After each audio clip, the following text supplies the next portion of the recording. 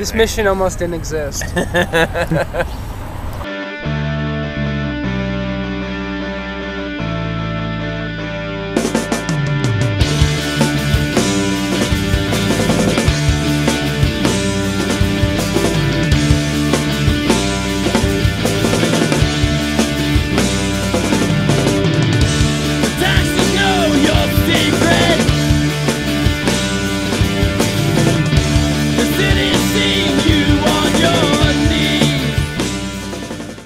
In together in 2003 and started just messing around with recordings in the living room / kitchen of the apartment we lived in, and it was fun, but for me it wasn't really, it wasn't a band by any means. It was just kind of like an outlet. I'd just gotten back from tour with Detachment Kit and did some recording with them.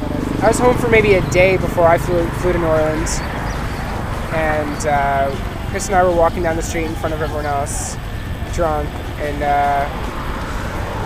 I seem to remember you putting your arm around me, which you do not do.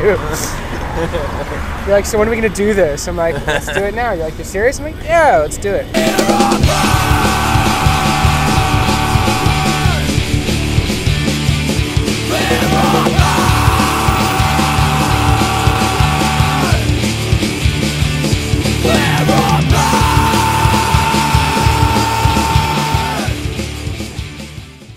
I think the biggest, problem was that we didn't know what we wanted to do. We all kind of, well, especially like Ellie and I, the two people playing guitar, come from different musical backgrounds. I mean, I come from like punk and hardcore, and Ellie really doesn't. Not that he doesn't appreciate it, but it's not really his thing. Fundamentally, we just kind of started making a rock and roll band, but it was kind of scattered. It was all over the place. We didn't have a sound.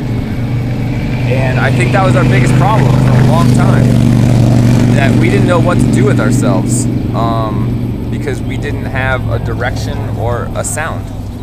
And that's kind of what's happening now. I think now, over the past year, with like a lot of like bullshit and frankly laziness, unfortunately, but that's no longer there.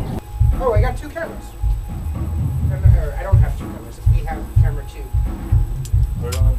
Get a different angle. We always get these 2 angles. I don't give a shit. Getting a full-time bass player and mic, and figuring out our sound, whatever that means, was the thing that brought everything together and made us what we are now.